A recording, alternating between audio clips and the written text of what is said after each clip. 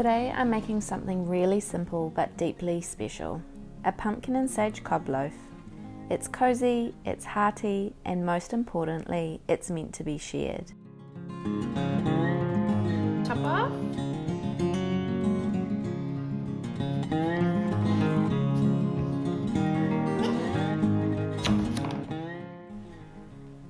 I've been thinking a lot lately about the role that shared meals play in our family rhythm, and how something as humble as bread on the table can connect us in such meaningful ways.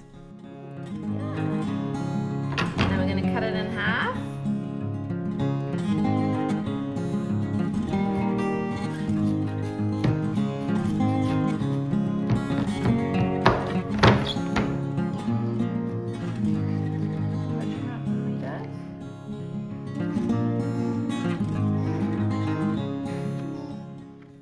I started by roasting 750 grams of butternut pumpkin, just drizzled with avocado oil, and into the oven at 180 degrees Celsius. That's about 350 degrees Fahrenheit.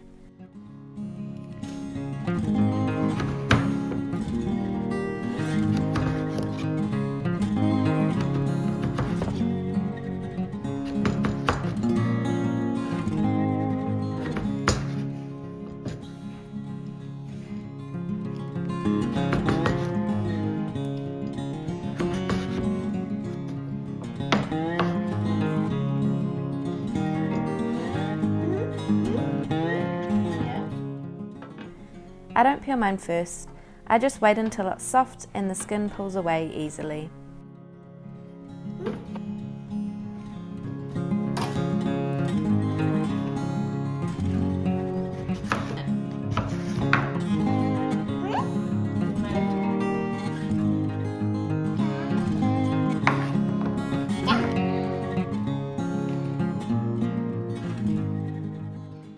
While that's roasting, it's the perfect chance to slow down and notice the little things happening around the kitchen.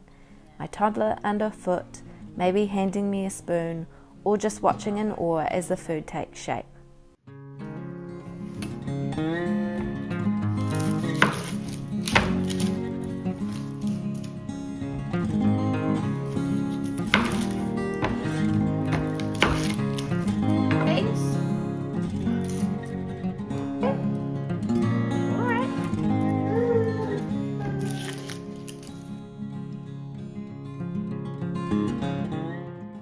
Next, I sautéed onion in butter with garlic and parsley.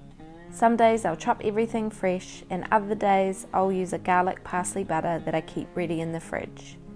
It doesn't need to be perfect, it's about the act of making, the smells filling the house, and the invitation to gather.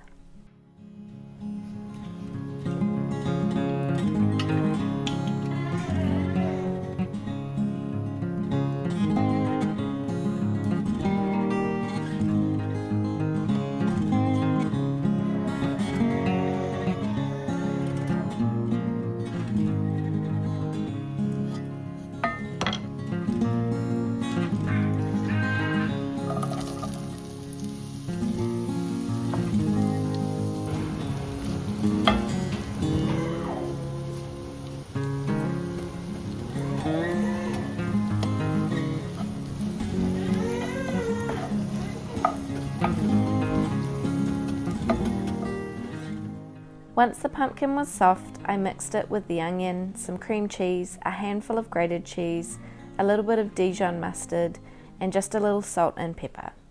It's creamy, warm, and comforting. Everything you want in a family dish on a cool day.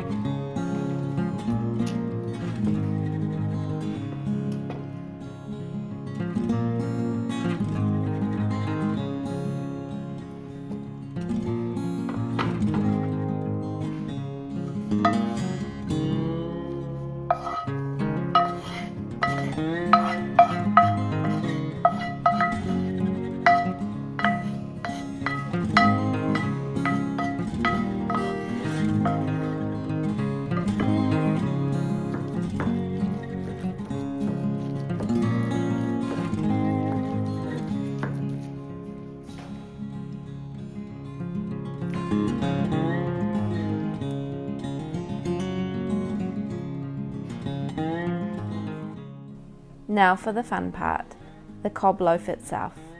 I cut a circle from the top, leaving a thick crust all around, then pulled out the soft bread to make croutons. And this is where my toddler can be part of it.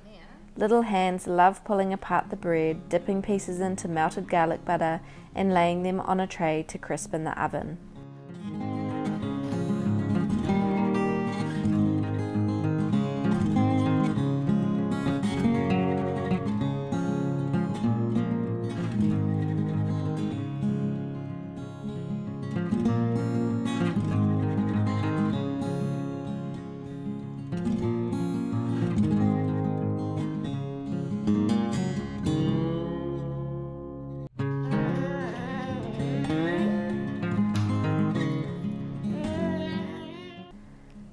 Waldorf education always emphasises meaningful work for children, not pretend but real purposeful tasks.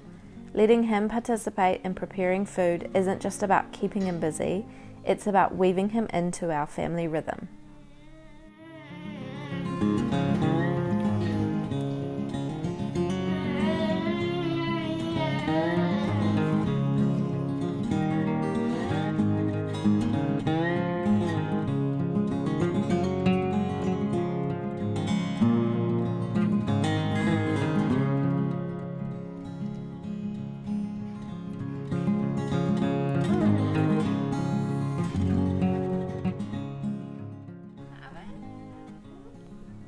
Once the bread was ready, I filled the hollow loaf with the creamy pumpkin mixture, topped it with more cheese and baked it until the top was golden and bubbly. Finally, I fried sage leaves until crisp and sprinkled them on top. Simple but so full of flavour.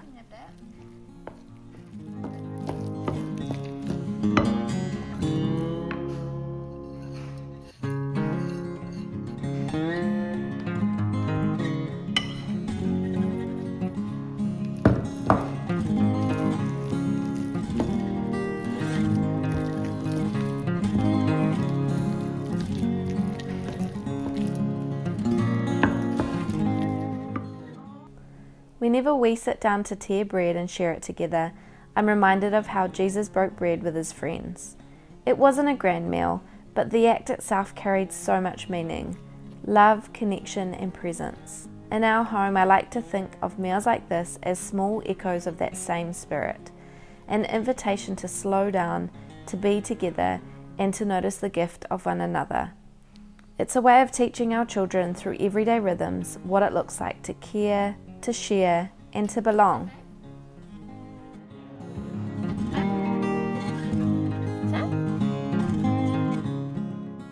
Meals like this pumpkin and sage cob loaf are also tactile inviting for little ones. They can tear, dip, share, and in doing so, they're not just eating, they're learning the values of generosity, patience, and gratitude. Even when it's messy, even when crumbs are everywhere, these moments matter. Of course, not every shared meal needs to be this involved. Sometimes it's just a big pot of soup with bread on the side, a frittata that comes together in one pan, or even a platter of veggies with a simple dip. The point isn't about perfection, it's about creating space for togetherness, slowing down enough to notice one another, and teaching our children that food is for sharing. This cob loaf was gone so quickly in our house, but what lingered was that feeling of connection. And that's what I want to keep nurturing. Meals that bring us closer, recipes that invite participation, and rhythms that remind us what's important. If you'd like more ideas for bringing this kind of rhythm into your home, I've put together a free PDF that you can download below. I also have a full ebook, My Family Flow Starter Kit, with seasonal activities and ideas to help you weave connection into your days. And if you'd like to see the full recipe of this cob loaf, find the link to my blog post below. Thanks for spending this time with me in the kitchen today. I hope this inspires you to gather your people, break bread, and savour the little things. See you next week, friends.